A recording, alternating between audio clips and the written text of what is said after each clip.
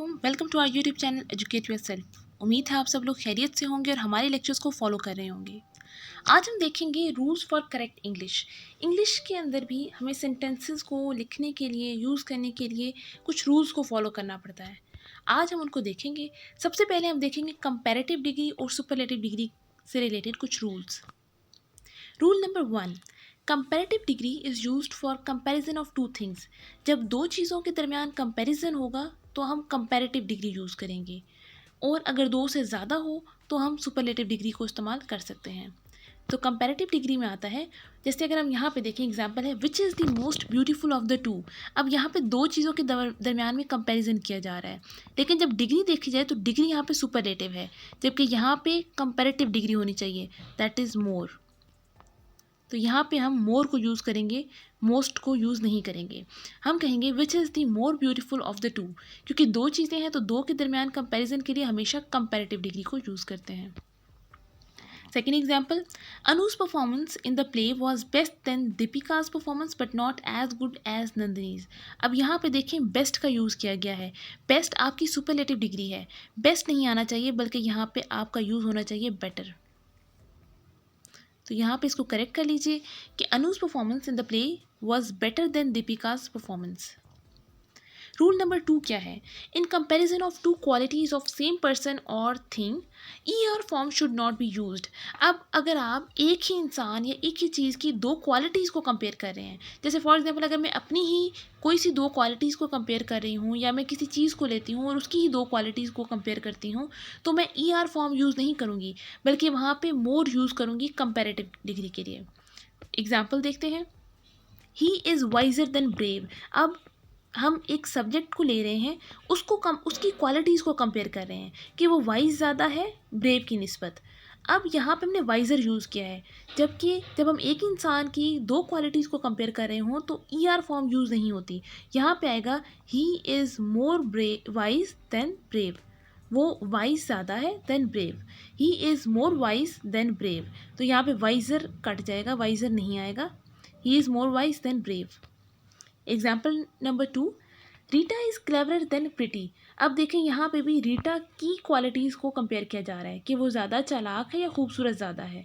तो यहाँ पे भी हम लोगों ने कंपैरेटिव डिग्री में ई आर फॉर्म को यूज़ नहीं करना, इस ई आर को कट कर देंगे और यहाँ पे हम लिखेंगे Rita is more clever than pretty.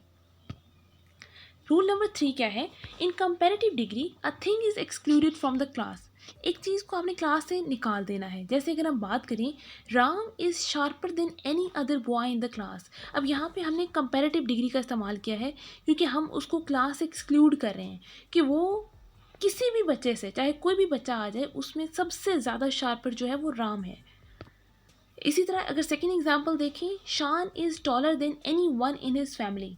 अब यहाँ पे बाकी सबको अगर हम निकाल दें या हम एक्सक्लूड कर दें तो हम कहते हैं कि शान जो है वो सबसे ज़्यादा टॉलर है than anyone. Rule number 4, जहाँ पे आप सुपरलेटिव डिग्री की बात करते हैं, इसके अंदर क्या करेंगे, हमने कंपैरेटिव डिग्री में जो भी चीज़ थी उसको एक्सक्लूड कर दिया था। अब यहाँ पे हम सुपरलेटिव डिग्री में इंक्लूड कर देंगे इन द क्लास।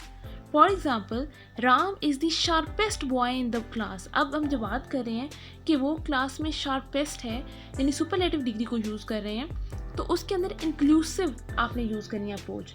आपने इंक्लूजन किस तरह करनी है कि Ram is the sharpest boy, sharpest superlative degree को शो कर रहा है। Then Sean is the tallest in his family.